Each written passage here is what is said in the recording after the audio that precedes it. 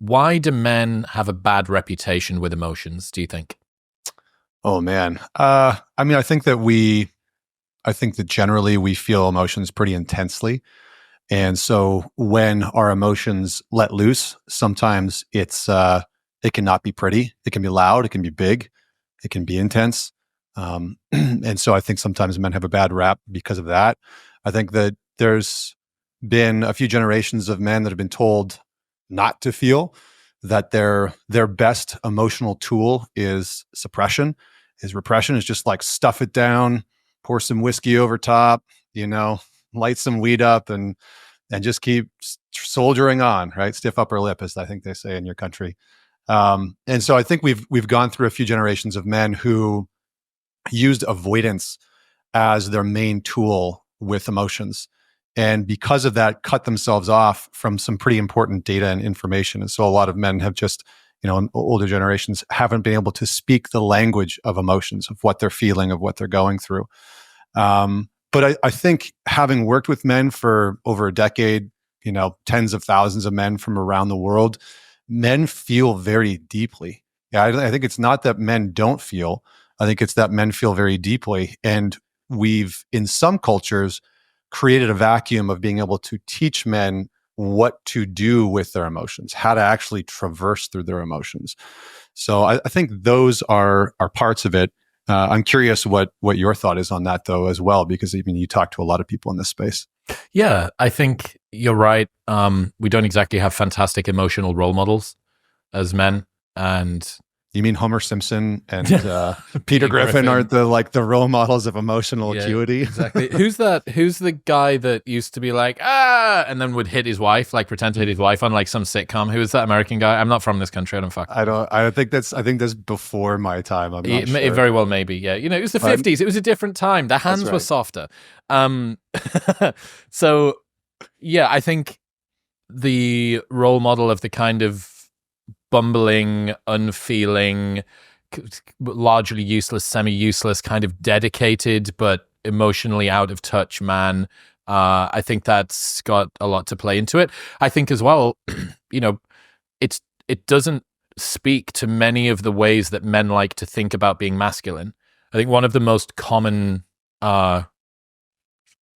contributing factors when you ask somebody what is a masculine man would be mastery over their emotions, or kind of a reliable and controlled emotional state, some version of that. And feeling feelings seems kind of at odds with that. So it's not particularly well portrayed archetypally in the culture. I don't think it is a particularly proud thing, either internally or rewarded externally by society.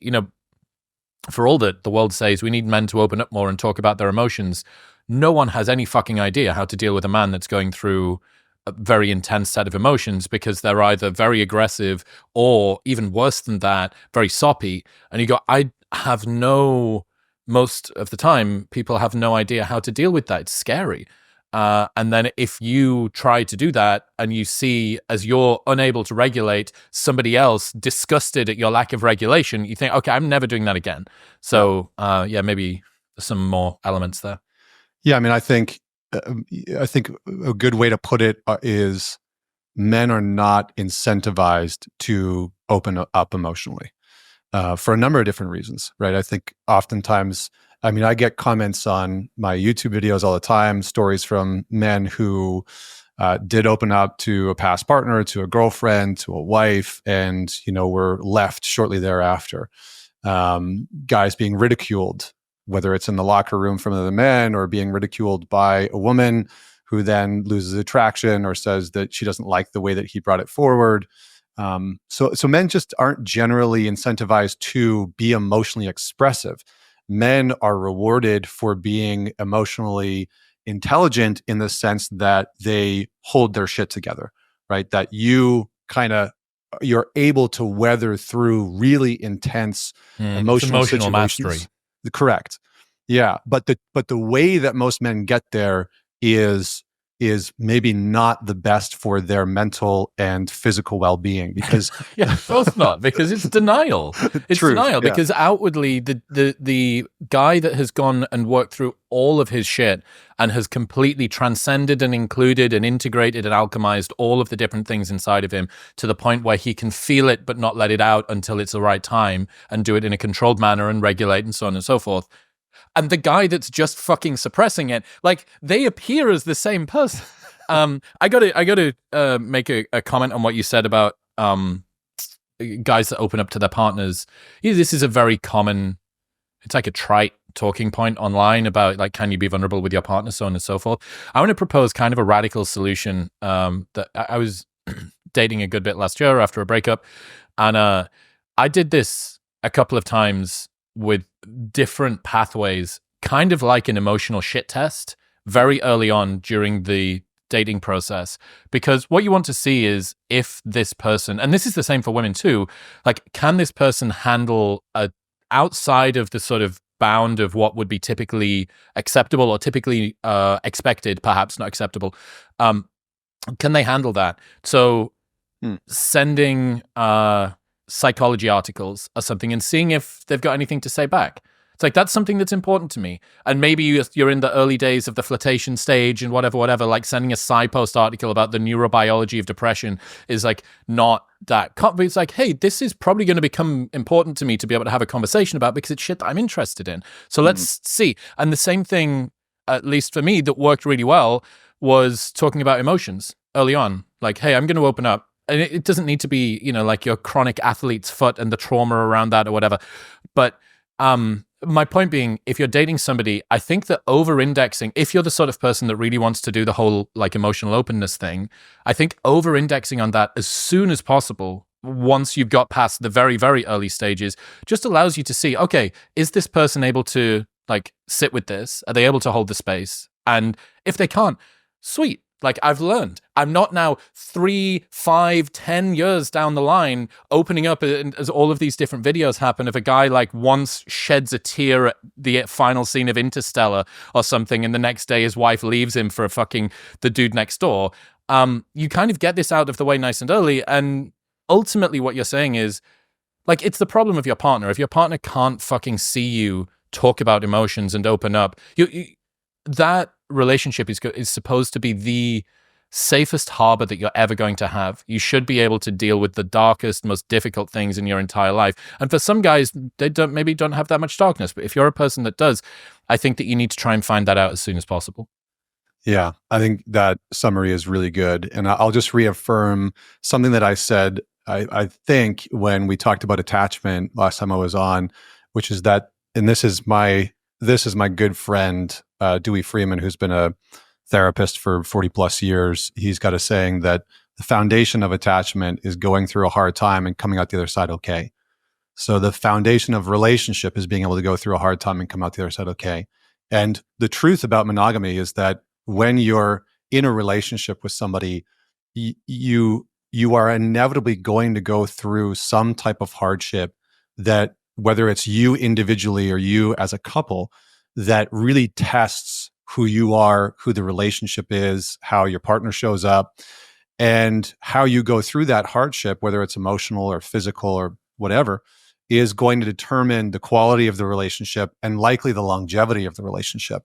Because, and I think the other thing I'll just say is, people really underestimate how much they're going to change in the span of 5, 10, 15 years. And one of the challenges that comes along with long-term relationships is often that people do evolve emotionally. I mean, I can't tell you how many men I've worked with whose wives are going through menopause, and they're like, this is a completely different human being. I feel like I don't know this woman. And she reports that too. She's like, I don't feel like I know who I am anymore. I feel like I'm a completely different person. So emotionally, her landscape is entirely changing. And traditionally, when you look at some of the research that's out there, men generally, as they get older, will soften psychologically. So they become less harsh, less aggressive, less angry. And women go in the opposite direction. Generally speaking, women become harder as they get older emotionally. And I'm not really— Have you got any idea why that is? A big part of it is the chemical balances in your body. So Less as you get testosterone older, on the men's there's less side. testosterone, and for women, it's the inverse, right? Is that from my understanding, estrogen actually decreases. They have more testosterone in the body, and so they become more hard, I guess you could say, more harsh, more aggressive, more. Some women become a little bit more angry post menopause. So, we have to be able to ride the emotional waves that are naturally going to come along with everything, losing a job, changing careers, having kids, all of that type of stuff is going to induce different emotional states within you as an individual. And it's whether or not you and your partner have the ability to sort of weather the emotional storm together. And you have the willingness to be transparent about what you're going through emotionally. I mean, I lost my mom last year. She passed away from cancer, and she had a pretty rough battle. She was dealing with addiction up until she got diagnosed with terminal cancer, and then got sober after she was diagnosed, which is a whole other conversation. But it was tough. It was really tough to watch her go through the chemo and the treatments and all of those different types of pieces. And I think one of the things that my wife was very good at was checking in on me. How are you doing? Where are you at? And my willingness to say, today sucks. I don't, and especially after she passed. I mean, the birth of my daughter happened after she passed. This was the first Christmas that, since she passed. And my willingness to be transparent about this is joyful on the one hand, right? Bringing my daughter into the world and having another kid, but also be very real and transparent about there's part of this that is brutal, and there's a lot of grief, and there's a lot of sadness, instead of I'm fine, I'm okay. Let me just have another scotch and I'll feel better, which was like my old method. It's like, don't talk about how I'm actually doing, and just try and glaze over that with some type of substance, which I think is what most of us men do, because we feel that, for better or for worse, our intrinsic value comes from our ability to perform. And so we over index our performance at all costs. And we oftentimes see our emotions as a hindrance to our performance. It's like, I won't be able to perform on whatever it is, right? On the trading floor, at work, in the office, and provide for my family if if I let myself be emotional. So yeah, make the case for emotions for me. What use are they? Why are they important? So just like you have thoughts in your mind, those are sort of like the language of your thinking process. Your emotions are the data of the body. It's the information of your body. And so if you want any real truth in your life, you need to acquire as much data as humanly possible. The way I put it to a guy that he's a project manager for a big hedge fund on Wall Street. And he kind of asked me the same question, like, why should I care about how I feel? He's like, my wife says I should. I don't really buy it. I don't really get it. And I said, okay, imagine that you are going to buy a stock, right? You're looking at buying Tesla. This is not financial advice. You're looking at buying Tesla, and you don't look at the company's P&L statement. Like, you just don't look at their balance sheet. You just buy the stock just because you think it's a good idea. That is what going through life without emotional information and emotional data is like. If you ignore your emotions, you're not looking at part of the balance sheet of your life. And you're trying to make decisions based purely on rationality and logic, which is already being informed by your emotions. So the case for it is fullness, fulfillment, a deeper sense of meaning and purpose. If you want to find a deeper sense of meaning and purpose in life, your emotions are going to be part of the data and the information that leads you towards that. If you want to have a fulfilling relationship, your emotions are going to be part of the data and the information that helps you choose the right partner. And sometimes we're choosing the wrong people because our emotions are all messed up and we don't know how to sift through them. We don't know how to process them. We don't know how to decipher what our emotions are saying. Or sometimes we choose really dysfunctional relationships over and over and over and over and over again because we're ignoring our emotions. So there's a number of different reasons, but I'll use a Carl Jung quote to sort of close it off. He said, until you make the unconscious conscious, it will direct your life and you will call it fate. And for most of us, for all of us, our emotions are these oftentimes unconscious responses or reactions to things that are happening in our head or things that are happening outside in our world. And so until you start to become more deeply aware of and conscious to what you are experiencing emotionally, and you're able to regulate that, sift through it, process that, you're going to be walking through life, love, business, largely blind to a big part of the information of what brings you a deeper sense of aliveness, fulfillment, joy, the whole kit. Where should people get started with sifting through them, feeling their feel? Should we sift through them before we feel them? Do we need to think about them first? Like, where do we even begin on this journey? It's page 1. I always love this because the more that I've worked with men, the more that I've realized that we always try and come at emotions from a rational standpoint. It's like there has to be some sort of blueprint, right? There's an optimization. There's a worksheet from Andrew Huberman for this as well. That's right. Huberman's Feeling Your Feelings worksheet. Document. Yep. Yeah. I was going to make a joke to you before we started about like how you've asked me to come on and talk about the topic that most men least want to talk about. This is going to be a wildly unpopular episode. Yeah, except for perhaps amongst all of the girlfriends of right, the women, the guys that need to hear. This is one of those referral episodes, right? The opening's gonna be like, ladies, refer this to your men. Exactly. That would be a great point. If you are a guy that's listening to this right now and you didn't put it on in the car or around the house, and your girlfriend's put it on surreptitiously in a desperate attempt to try and get you to fucking listen to it, please comment below, because I want to know how many of you are being slowly psyoped by your girlfriend into listening to this. Yeah, slowly psyoped, or just directly told. Correct. Hey, listen to this. You suck. Yeah. Well, where do we begin? I think the sort of like admitting that you have a problem is a good place to begin. Let's go back from that one more. This is a better starting point. How do people know if they have a problem with their emotions? Okay, good. A couple good indicators. Number one, you have high levels of reactivity. So reactivity is just something happens in your external environment. There's a stimulus, right? Your partner says something to you, your boss says something to you, et cetera, and you react. You react from defensiveness or judgment or hostility, aggressiveness. You have very little tolerance. So you have a pretty bad temper and you react from that temper quite quickly. So that's a good indicator. Another one is that you are struggling or struggle quite often to just accomplish and do the things that you know you need to do. Emotions can really become a drag on us achieving or moving forward with the things that we want to do, right? So I think it was Jim Carrey said, like, depression is your body's way of saying fuck you. And so that's another really good indicator that you're sort of tuned out from your emotions. You don't really know what you're feeling, but they are clawing for your attention. And how they're doing that is by preventing you from doing the things that you know you want to be doing.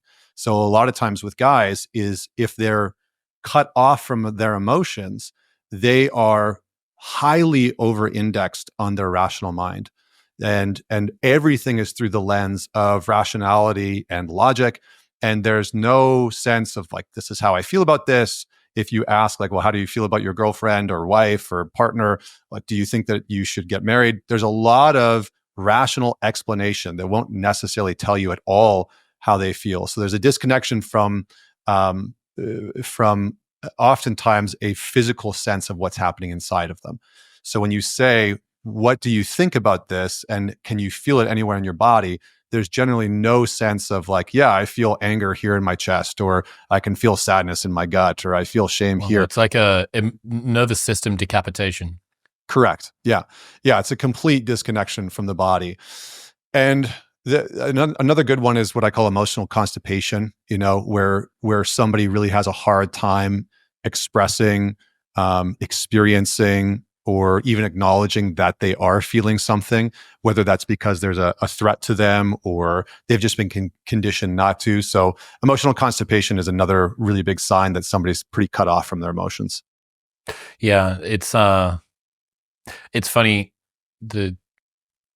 desire, the masculine urge to try and reverse engineer emotions mentally and be like, wait, no, but like I must be able to think my way out of this. Is this a thinking problem?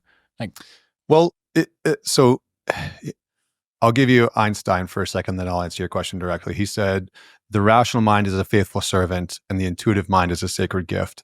And we've created a culture that honors the servant and has forgotten the gift. And so in psychology, there's something called the rider and the elephant.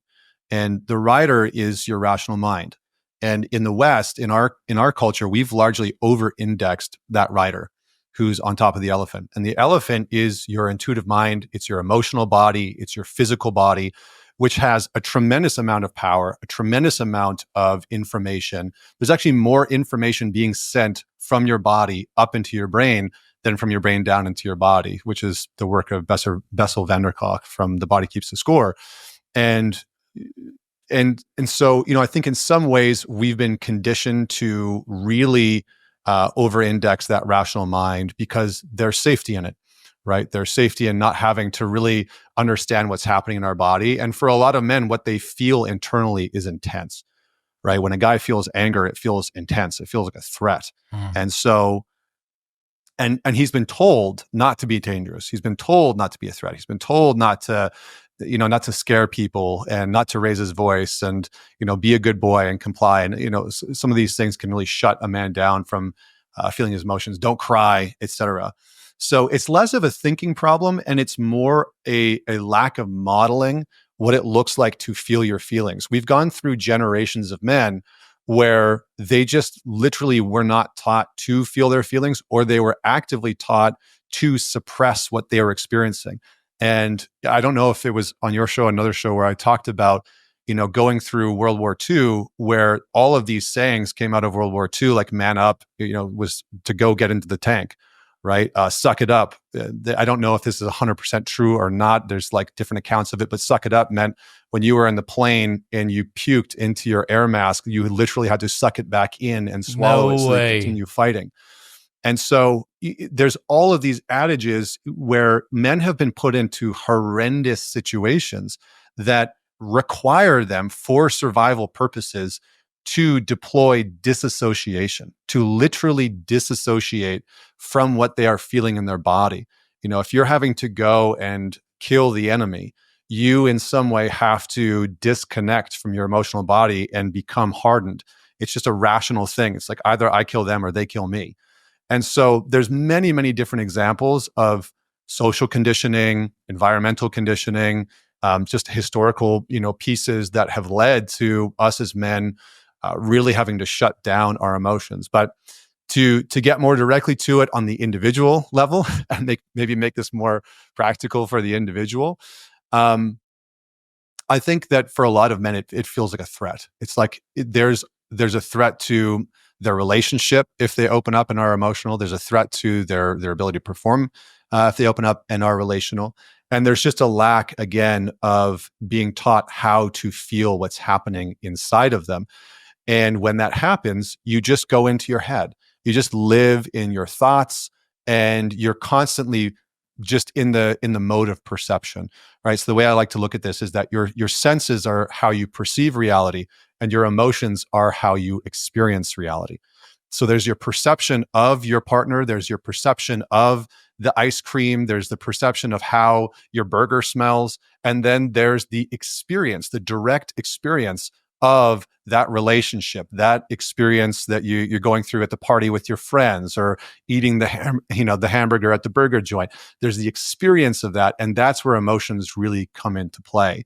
And for a lot of men, we just sit in the seat of perception and explanation versus our direct experience, because sometimes our direct experience is highly intense or it's very challenging. It's very threatening, and we've not really been taught what to do with that. Okay.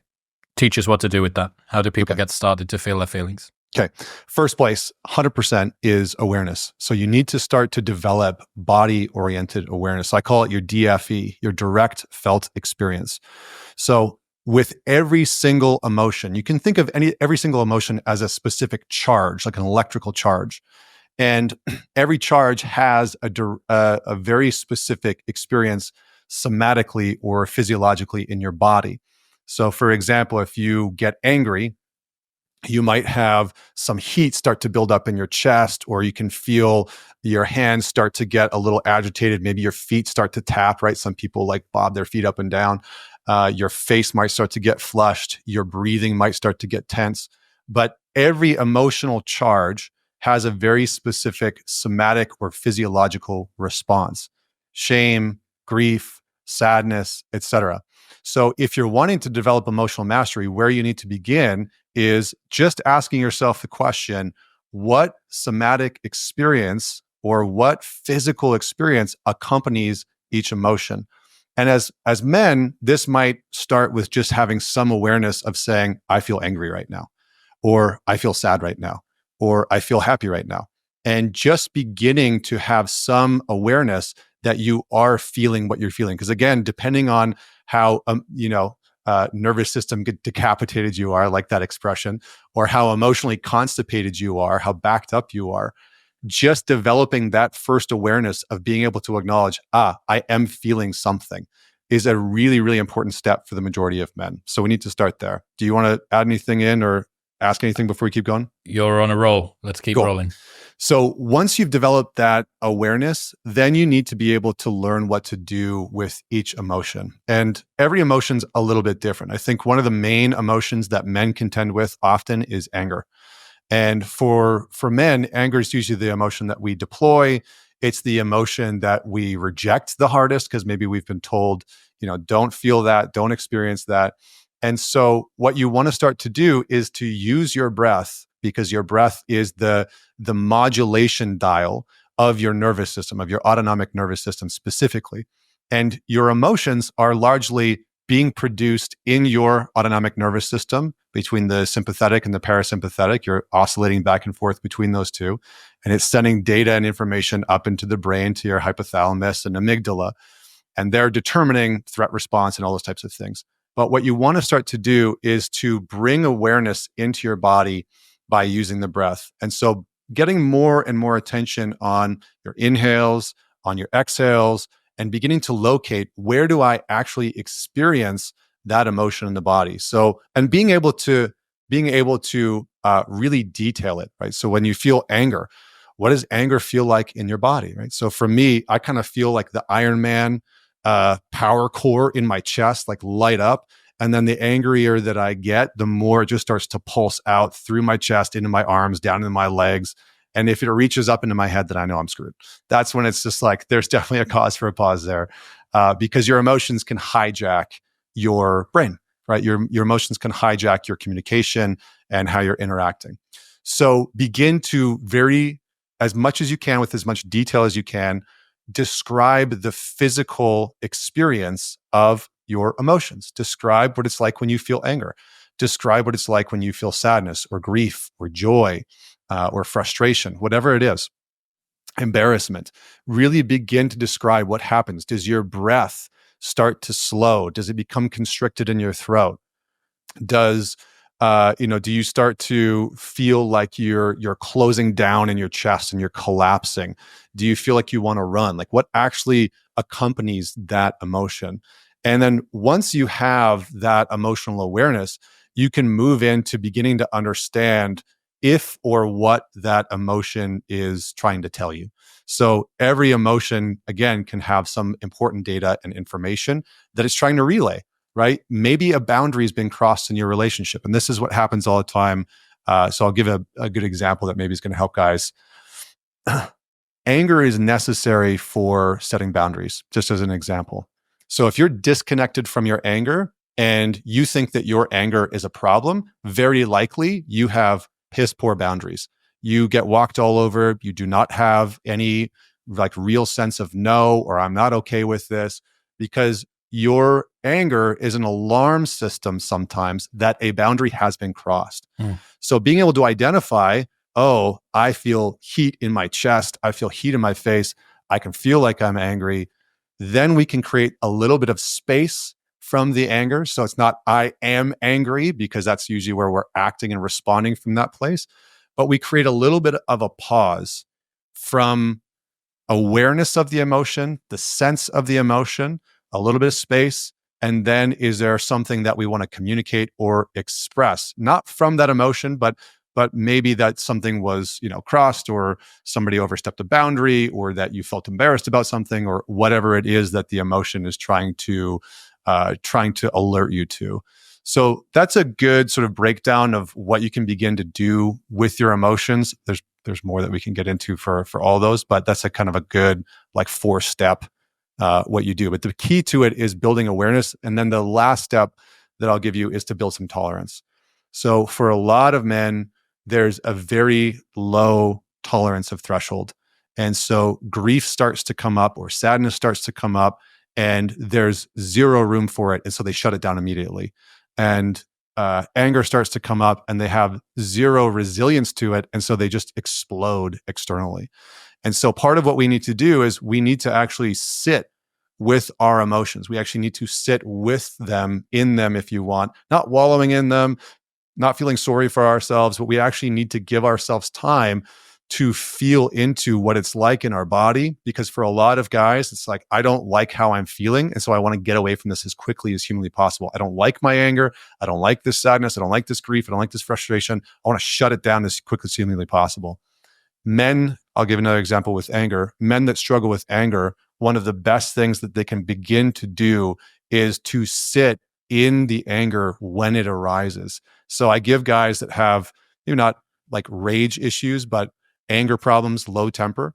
What we'll start to do is, okay, when you feel angry and you feel that anger at like a 2, because again, every emotion has a charge, and then it also has an intensity. So a good way that I like to think about this is label the charge and label the intensity. Okay, I'm feeling the charge of anger. How intense is it? It's a 2. Okay, I'm feeling the charge of anger. It's an 8. Okay, well, if it's above a 7, it's probably cause for a pause, because that means that your prefrontal cortex, your cognitive functions are starting to become impaired, and you are likely not going to respond properly.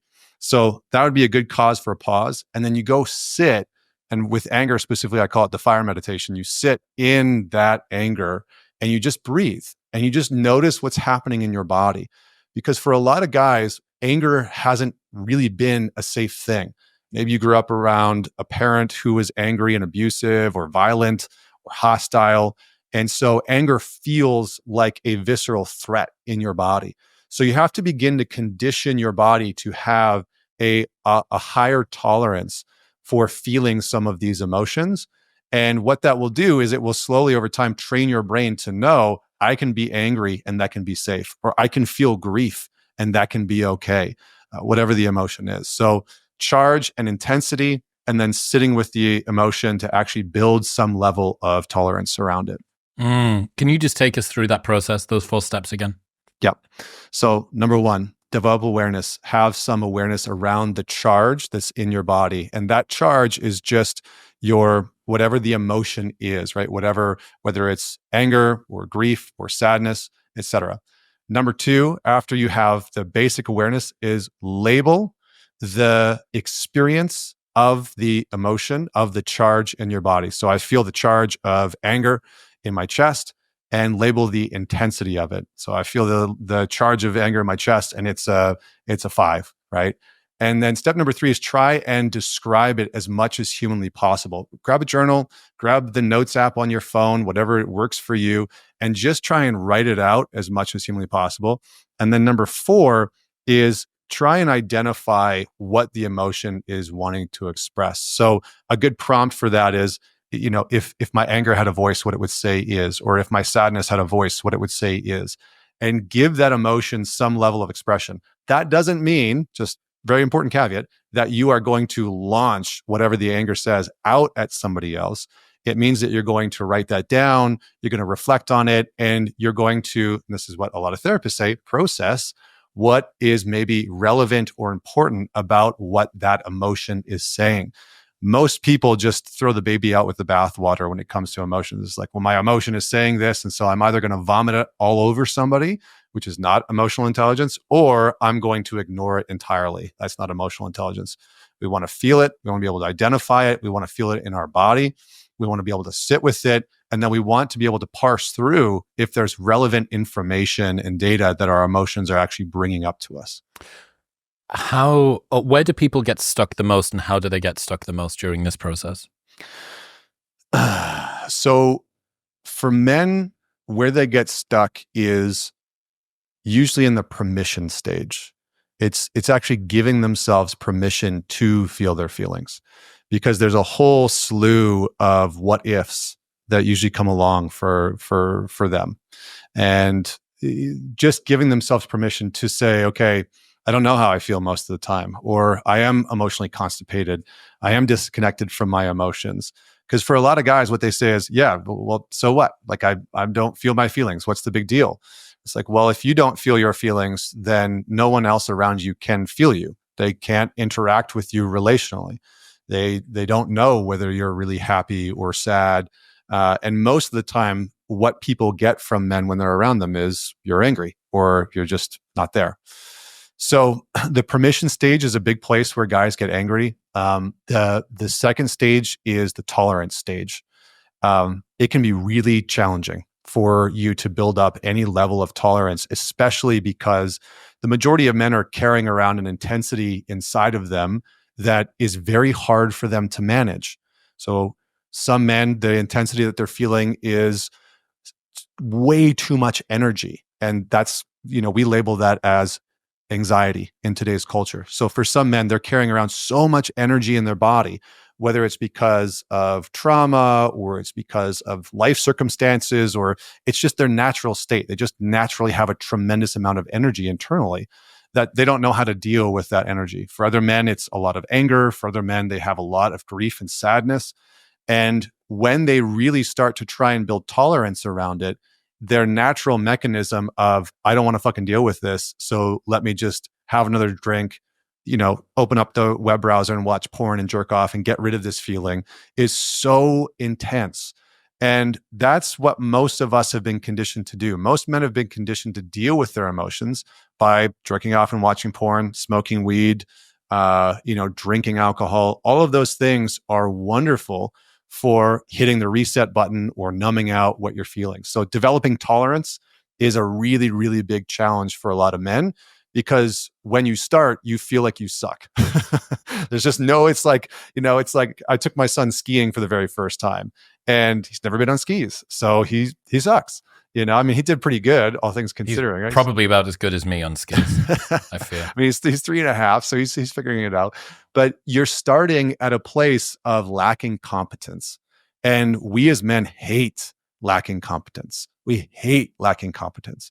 And so you have to be willing to be in a place for a little while where you are almost frustrated with the process, because, if you're somebody that is dealing with anger and you're angry, and you keep losing your temper at your girlfriend or your wife or whatever, and you're trying to develop some tolerance for it so that you have a higher threshold of not losing your temper, it can be very frustrating at first, because for a while you're going to sit with your anger, and you sit down, you're angry, you set a timer for 2, 3, 4, 5 minutes, just something manageable at the beginning, and you're going to feel, well, probably at first you're going to curse me for giving you this exercise, which is what inevitably happens.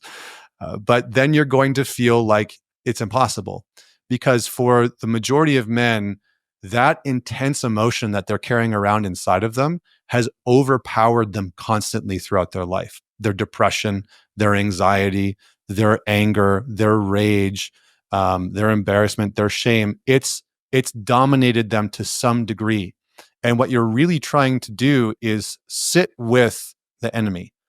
For most men, their intense emotion that they're carrying, they've perceived it as the enemy. It's the thing that they do battle with, again, whether it's depression, anxiety, etc. And so there's this inner civil war that's constantly happening with that anxiousness that they're like, fuck you, I hate you, I don't want to feel you. Or, God, this anger is ruining my fucking life. It's ruined my marriage. It ruined my career. I hate this part of me.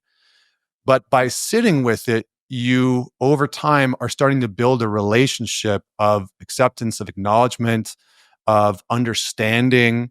You can even start to sit with like, well, where did the intensity of this emotion come in the first place? So that inflection point of starting to try and build tolerance is really hard for a lot of men. For me, as an example, I'll just use myself. I have a tremendous amount of energy, like Energizer Bunny level energy. And so beginning this process was really hard because I had a lot of anger and I had a lot of intensity and just a boatload of energy. And so sitting down with my anger when it would pop up, and it would come up, and it would usually show up in, my intimate relationship or close friendships.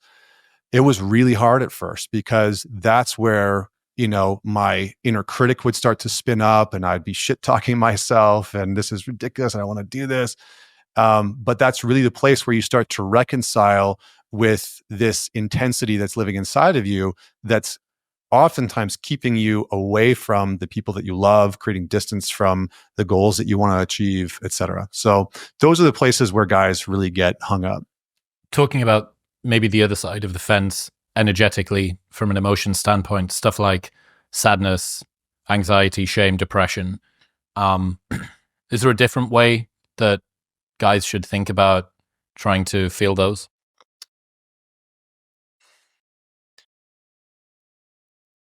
Energetically, things like anger and anxiety and panic and fear, they're often very externally pushing, where things like grief and sadness and depression, they're very, it's like an anvil on the chest, right? Okay, So let's talk about the anvil one. Yeah, one's more implosive, one's more explosive. I like this quote that says that grief is praise. Grief is praise because it is the natural way that love honors what it misses. That's Martin Prechtel. I like this notion because for many of us, for many guys, and I won't speak for guys because we hate that, but for many guys, we've been taught you're weaker for grieving, you're weaker for being sad, you're weaker if you deal with depression, and that compounds it. The hiding of your depression and your grief will compound your grief and your depression for sure. It's the surest way to have more grief and more depression. So what we need to do is start to express, right? So for the explosive emotions, we need to begin to slow. We need to begin to slow our breath. We need to begin to sit with them. We need to be able to understand that we can trust ourselves when that really intense emotion starts to come up. And sometimes that means that you are labeling it, right? So with every man that I ever work with, I say you have to determine what a cause for a pause is for you if you're dealing with those explosive emotions. And that cause for a pause might be that you have a physical response or that you say something in your relationship and then you say, you know what, this is cause for a pause. I need to pause because I'm getting so, whatever you want to say, angry or dysregulated or unable to communicate. With the heavier emotions, it's the inverse. Those heavier emotions almost want to cause you to be inebriated. They want to slow down your movement to such a degree where it feels like you can't do anything. And with grief specifically, I'm going to speak to grief first. Just on a point there, I think a lot of people will think, well, no one's died, why would I be grieving? How does grief show up in ways that we might not realize it? Yeah. Oh man. I mean, there's so much that you can grieve. I like to say that we walk through life with grief and gratitude hand in hand all the time. I mean, grief can be about the not just the loss of a person or the death. It can be a transition. You might be transitioning in a career. You may have gotten a promotion and you're not working with the same people anymore, and you're grieving the loss of the team that you were working with. I mean, grief really is tied to transition. So any type of transition that you experience, there's likely going to be a grief that comes along with it. And it can even be, I mean, I'll give you an example that this might sound strange, but I reached a point in my life 5-6 years ago where this is before my son was born, where I was married to this wonderful woman. My career was going really well. And I had this very unique type of grief, which was, holy shit, I made it. Holy shit, I didn't die. I didn't kill myself. I didn't get dragged underneath the weeds of alcoholism or drug addiction or, some of the heavy shit that I was dealing with. I reached escape velocity. And there was a really unique type of, it wasn't elation, it wasn't happiness. It was a type of grief that I had been carrying in me of like, holy crap, I didn't know if I would actually reach this point. It's fascinating. And I think that people experience that a lot. And so grief isn't just about loss. Sometimes grief is about achievement. I've worked with NFL athletes and NHL players and rappers, heavy metal artists, and sometimes their greatest grief comes when they win the award, when they win the Stanley Cup or I'm like blanking on the NFL one. Clearly I'm Canadian, right? I'm like, whatever the fuck. all hockey references. Yep. But sometimes the grief comes in those moments where you achieve the thing and the effort that you've been carrying around and everything is, comes out. So grief is a very specific one where it needs expression and it needs witness. There's almost no way around it. I like to say that grief that's not witnessed is not processed. So if you have grief of a former relationship, a marriage that's ended, a relationship that's ended, and you will not let anybody see that grief, you cannot fully process the ending of the relationship. And this is why people stay in this space. Why can't I let them go? How come I can't move on from the relationship? Well, you haven't actually let anybody see you grieve.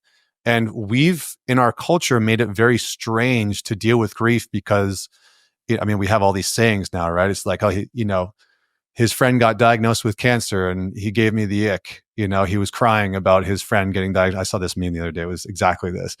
And so I think we have this social stigma around people grieving, and we want it to be over quite quickly.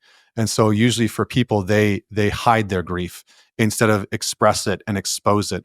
And it needs that, it needs to be done relationally with somebody else. Yes. Oh. Yeah. Whether that's, whether that's with, you could do it with a therapist or a psychologist or a coach, counselor, but ideally you're doing it with people who love you and who know you and who can witness you through that. There's, again, it's this notion that grief is the natural way that we honor what love misses. And that's a very important part of human nature.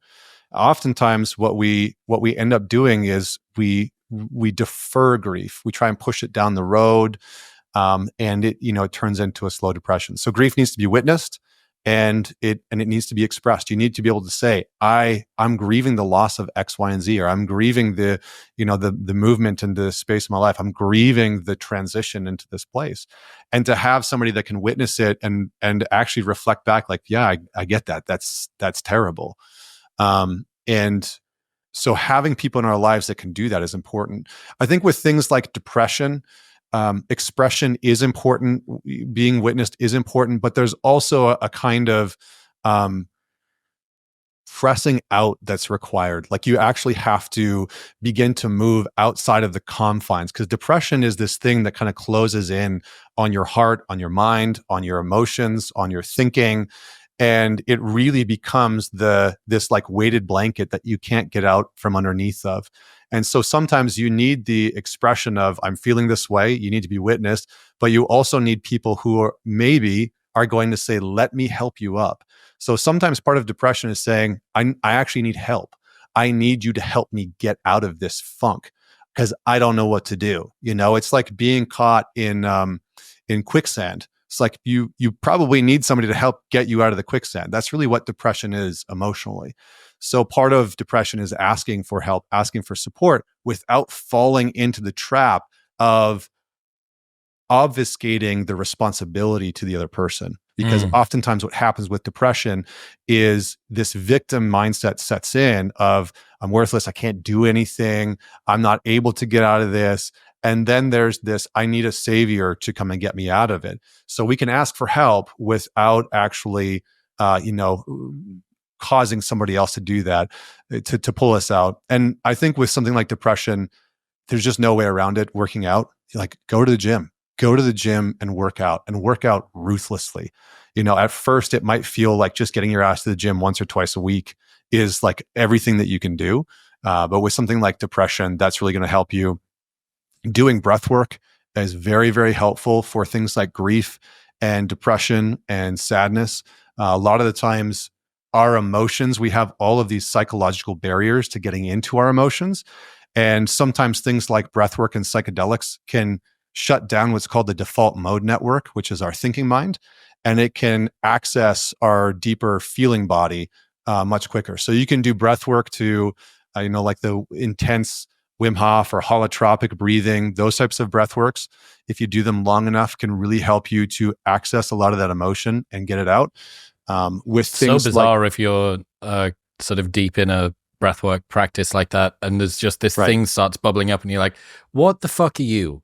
Like, why are you? What are you doing that you're here? Like, I'm just breathing. I do this all the time. I literally have done this since I was born, and this very weird particular pattern of it has caused this reaction to happen." Yeah. So well, odd. that's your body keeps the score. But that's why I say that emotions are the language of the body, right? Is that they're trying to express something, they're trying to speak something, and sometimes it's from a time in your life it's nonverbal. You might be going through something that has no memory attached to it from when you were 1 or 2 or 3, or you're expressing grief that you never dealt with or processed from a breakup.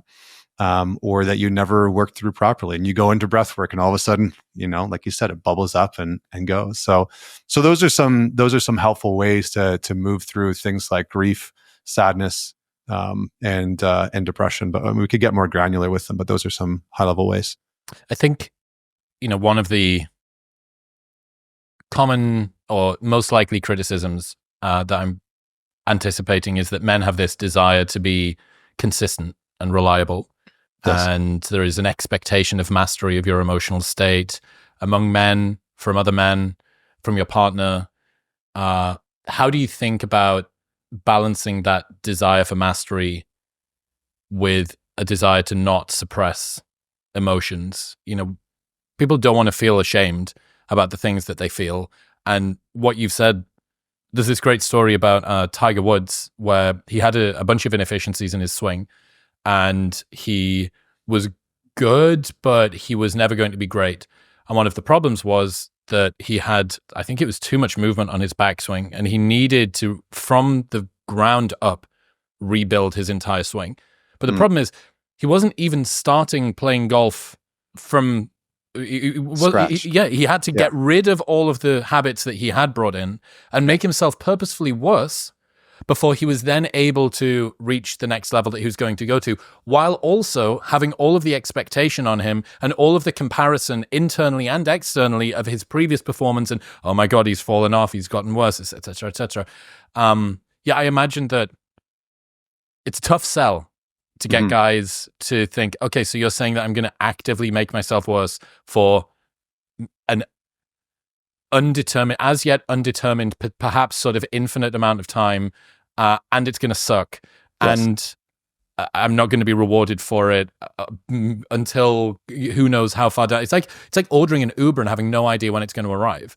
You know what I mean? What an analogy. So yes, that is what I'm saying, for better or for worse. That is what I'm saying. And I'm very clear when men come into work with me, because I seem to attract a lot of like finance guys that are hyperlinear. They're very good at what they do.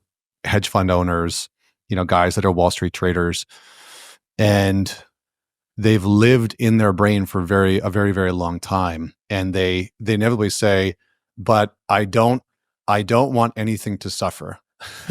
I don't want to slide back in any way, shape, or form. And it's like, well, then you are going to, no matter what. Like, the consequence of not feeling your feelings is that you will inevitably sabotage in one way or another. So either you take the reins and you actively move into a position of potency by saying, I'm going to try and address this, or those emotions will inevitably be a downfall for you in some way, shape, or form. They just can't not. Guys have a fear of the loss of power, right? Yes. Like, I'm powerful, I'm competent, I'm in control. Right. And this thing stops all of those from happening. Correct. Well, Would you mean emotions stop you from having power? It stops you from feeling powerful, at least in the first instance, as you start to go through things. I'm aware that, the gold standard is to get to the stage where you use your emotions to inform you so that you're significantly more powerful. I mean, my reframe around this, very much as a white belt at feeling feelings and, like the hopeful, wide-eyed desire to like actually make it to somewhere appropriating the top of the mountain, is that I don't see denying yourself of your weaknesses to be any kind of strength. Correct. That suppression isn't strength, that denying yourself of it, of what it is that you're feeling, isn't strength, and that true power to me is feeling the thing and being able to show up anyway. Like that's what courage is. Yes.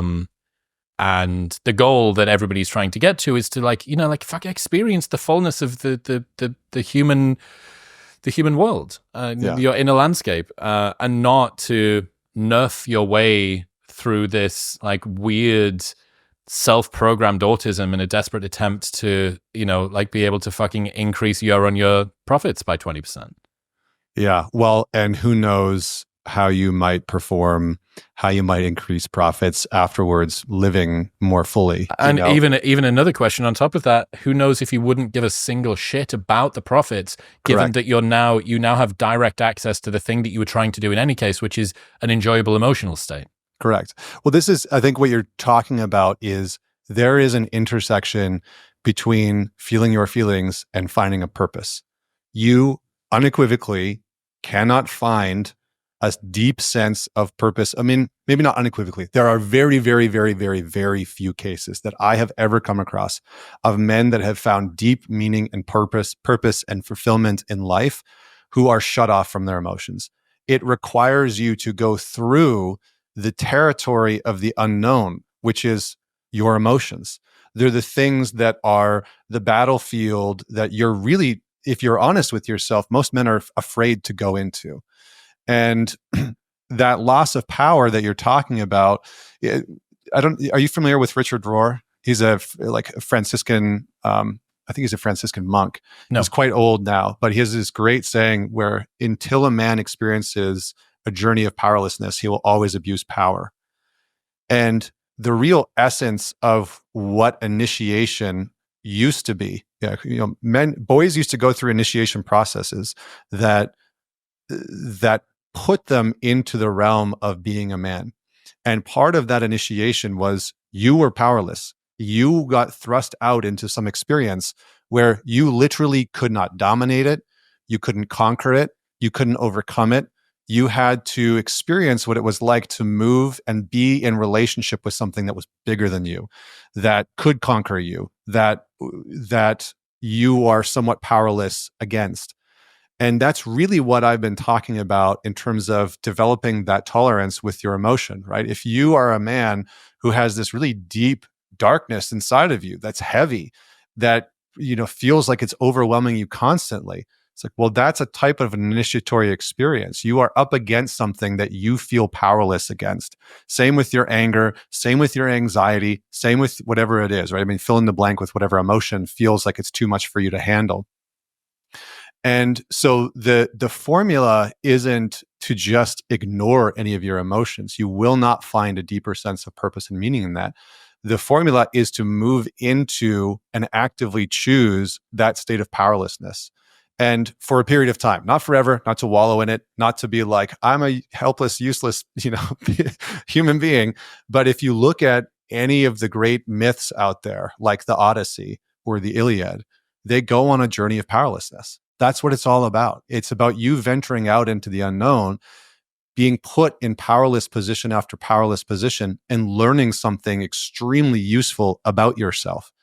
And so as men, part of how we develop a deeper sense of maturity and mastery in life is that we begin to put ourselves in positions where we feel those feelings and those emotions inside of us that feel overwhelming, that feel like they're going to collapse our life. And I see this all the time in guys where it's just like, I've been holding this grief or this anxiety at bay for years, and I feel like it's about to blow absolutely everything up.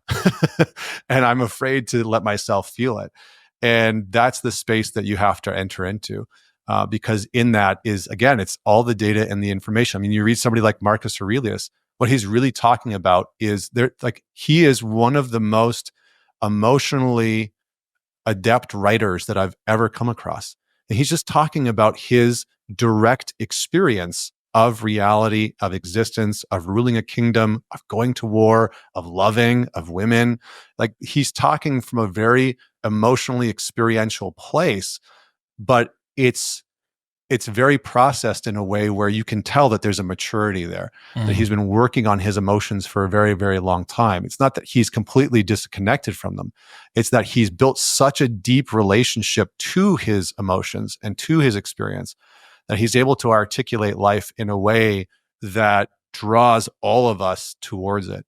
So yes, you will likely feel a loss of power. No, that's not sexy, but you will likely learn something about yourself that you know is missing right now.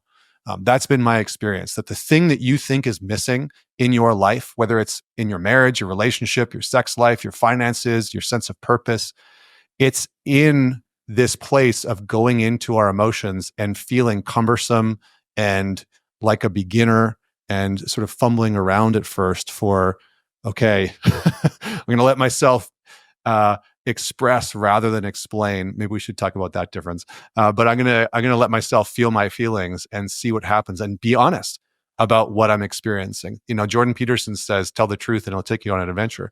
Well, part of your truth is that you are feeling something, and being honest about what you're feeling is brutal. Sometimes it is fucking brutal. But man, does it take you on an adventure, and man, can it lead you to a deep sense of purpose and meaning and love and connection in life that far surpasses anything that your rational mind can conjure up. Anything. Talk to me about that explaining, expressing dichotomy. So when we live, most men, we live in explaining. This is where the term mansplaining comes from, right? We love to explain things. It's never manspressing. That's right.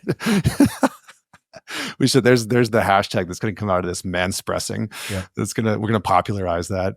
But we love to explain. We love to explain how things work. Again, it's the over-indexing on the rational mind, and it creates a ton of challenges in our relationship, because what women are really asking for is express what you want, express what you're experiencing, express what you desire, and we try explaining it to them. And it's like speaking two different languages. So to explain something is to say, this is how it works. This is why I think it's a good idea. You know, this is how it's going to unfold. It's really the how. It's really the what things look like, what things sound like, etc. It's expressing something is more about your DFE, your direct felt experience. So when you went through that, when you had that conflict or that argument with your girlfriend, express what you experienced. You know, were you disappointed? Did you feel frustrated with how the conversation went because you've had this conversation time and time again? Like, what were you actually experiencing from your first person subjective experience? What happened inside of you? And the more that you can express, the more that you're tuning into that other data set that is equally as important as the what and how things are going to unfold. Yeah. It's interesting. I remember you saying we never really encounter the world. All we experience is our own nervous system. And this, if you're not getting to the point where you can tap into what you're feeling, you're even another step away from experiencing the world. Correct. You're always in the position when you're trying to explain everything and you're just in your rational mind, you're one step away from the actual experience of your reality. Mm-hmm. So that means you're one step away from the experience of the love and the joy and the frustration and the anger and the whole thing. And so this is why for a lot of men, it's a very safe place to be. You can operate from that place. But I think for a lot of guys, this is where the disconnect from their life comes, right? It's like, I don't like my life. I feel like something's missing. I feel like feel miserable, or there's just something not quite right. I I'm have not the passionate. girl. I'm not fulfilled. I'm not passionate. I'm not fulfilled. I don't have those things. It's like, well, because you're not actually letting yourself experience life, because experiencing life can be challenging. I was going to tell a story about you, but I won't do that. I was going to talk about our dinner. Yeah. Maybe. Here, I'll couch it this way, if that's okay. And you can always cut this out. Yeah.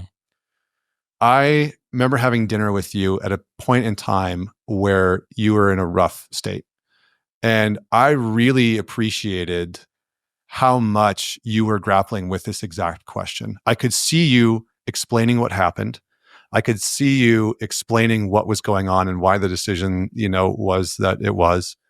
And I could feel from you, I could experience from you the undercurrent of how hard it was for you. And that all of that, you were letting that slowly come to the surface. And when people let themselves experience and feel, we are able to connect to them more deeply. I really felt much more close to you in that moment, closer than I had ever felt to you before, because all of you was there. It wasn't a concept. I could actually feel like, oh, there's what Chris is experiencing about this, moment in time in his life. And it really has an effect on him. What are some of the ways that people can notice or protect themselves from slipping back into the cerebral world? Like if you've spent your entire life intellectualizing, reflecting your way through, there's a 4-step human process for me to, et cetera. How can we stop our brain coming in and sort of clamping that down or explaining it away or coming up with some nice theory about it? Yeah. So ask yourself if you're explaining or expressing. Start there. Start with that as number one. Am I explaining what happened or what I think is going on? Or am I expressing what I'm actually experiencing? Am I expressing what I'm actually feeling about the divorce, about the shit at work, about the stuff that's happening with the kids? Am I actually expressing what's going on? So just start to notice the difference, because when you're explaining something, there's no emotional connection. There's almost none. Like there's no feeling sense in your body.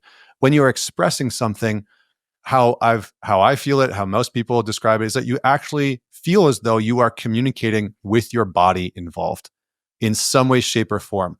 You can actually feel your body as you're communicating. You can feel joy or a little bit of nervousness or whatever it is that you're experiencing as you're expressing. So just begin to ask yourself, because what you want to do is you want to catch the pattern of falling back into just explaining your way into oblivion.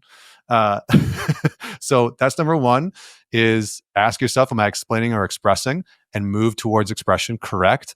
Number two is create as much time as you can, ideally 30 to 60 minutes a day of untasked cognitive time.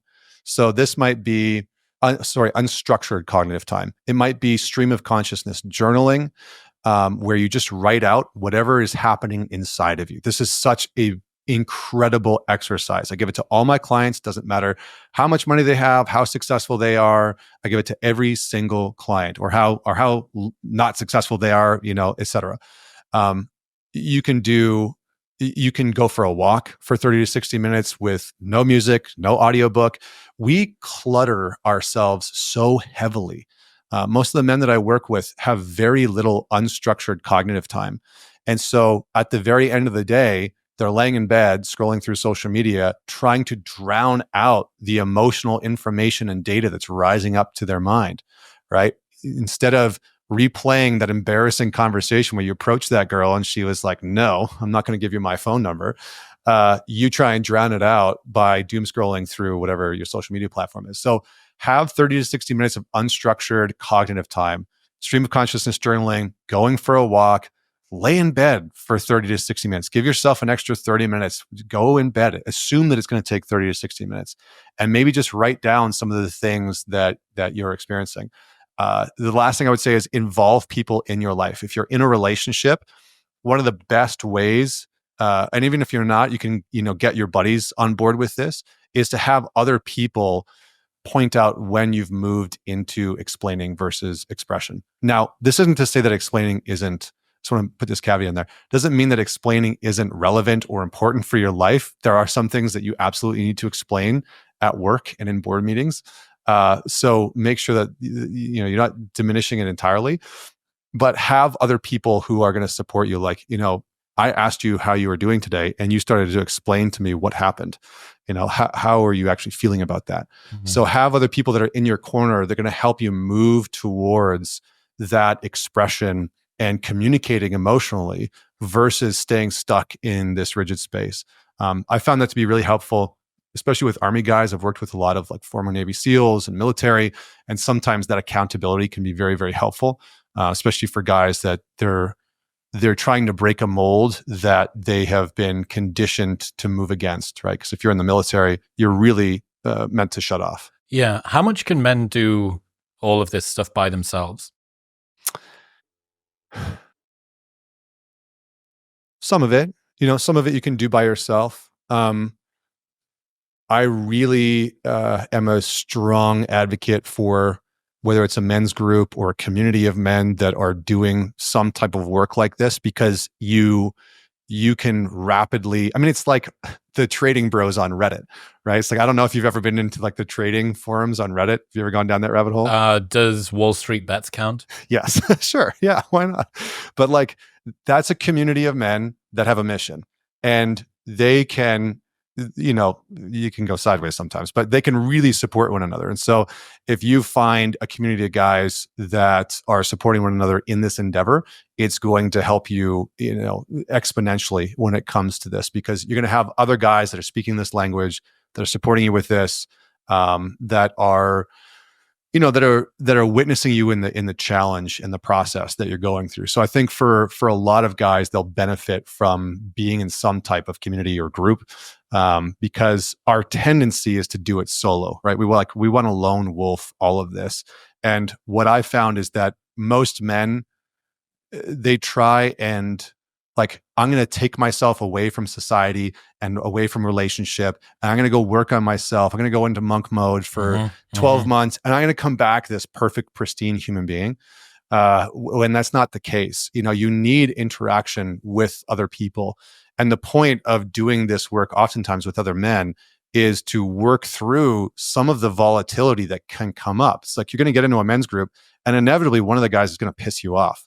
Right? You're going to get frustrated. He's talking about the same shit, every single week, he's complaining about the same stuff. And the point of it is to voice and to express, I don't like this about you, right? Or to confront that part of you that would normally just keep quiet and sit back, or would check out and tune out. So a big part of it is about doing that work amongst other men. You could go down the iron sharpens iron path, but it's just too cliche for me. Yeah. Sadly, I am in a couple of group chats called Iron Sharpens Iron, which shows just beautiful. How fucking basic me and the other guys that I'm with are. No, dude, it's beautiful. Anything else to say? Anything that we haven't included here that's mandatory listening? I think there's just the statement. I almost want to say the cliche thing, which is like, having emotions doesn't make you less of a man. Feeling your feelings doesn't make you less of a man. Being able to feel your feelings and articulate them properly actually makes you more of a man. And that's the standard now. That's the gold standard. And I would say it always has been. If you look at the Stoics, they were just men who learned to be logical, to be hyper-logical, but to also express emotionally. Most of them were poets and playwrights and musicians, and they figured out how to express. And so if you want to find a deeper sense of purpose, I'm really trying to make a case for it, because I get messages from men every day. I sent you one the other day, who feel broken, who feel like they can't articulate what they're feeling, who are on the verge of taking their own lives, who have suppressed their own emotions from the people in their life for years and are in really bad places. And my mission is to really support men like that. And you don't have to be in a bad place to start to feel your feelings. You don't have to be fucked up or broken to start feeling your feelings. You will unequivocally be better off for doing so. But man, I just wish that, I just wish that this was more normal, because I get emails and messages every day from men who have cut themselves off from their emotions and find themselves right at the brink, and it's heartbreaking, because I see so many men. I can't not look in men's eyes and not see their pain. And so, I just wish that more men would share what's actually going on with them, so they didn't feel so bloody alone in the world. Yeah, man. I mean, I don't know. I feel like there is a corner being turned. It's so hard, because the thing that you're working on is the most important thing in the world while you're working on it. So I'm seeing this everywhere. I'm seeing the C-bum meme reels of him talking about how he's embraced this thing and it made him a better champion and better father and a stronger man and all the rest of this stuff. And Alain de Botton's fucking following me around the internet at the moment with all emotionally, and the same with your stuff. But I don't know.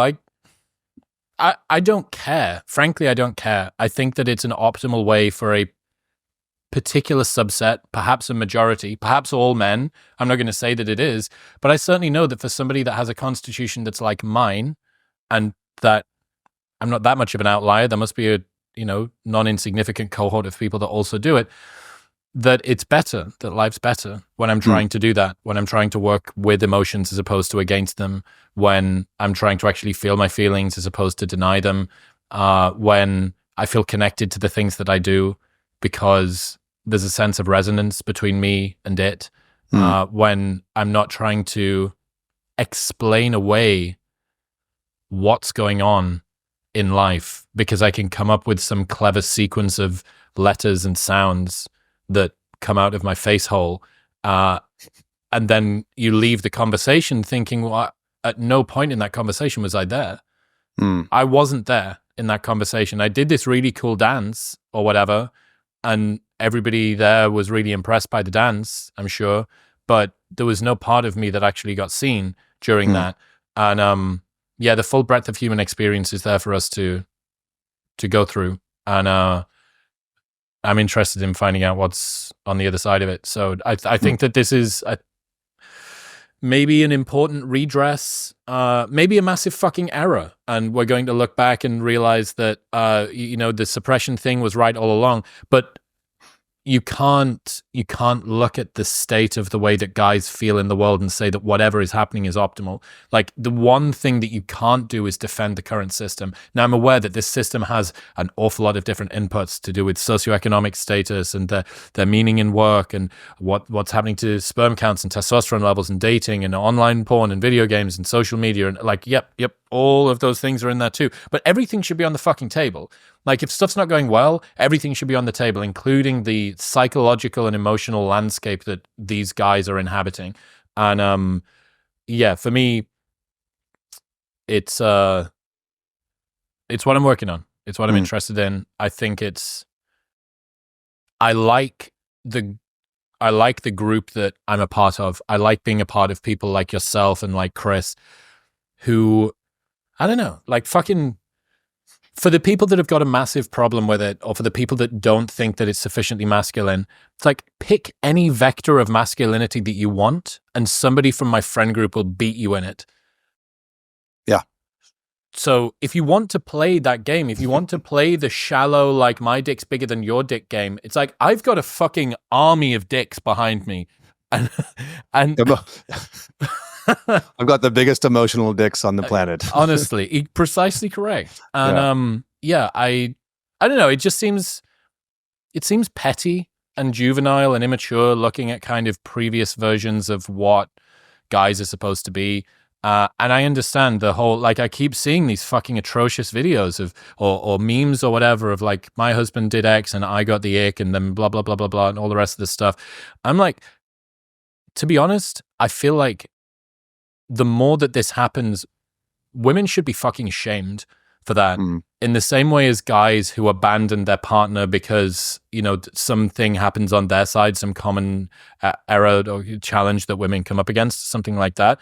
It's like, you suck as a fucking partner and you don't deserve to have a guy in your life. And I can't wait for him to find someone that is going to support him. And I can't wait for you to be alone until you realize this.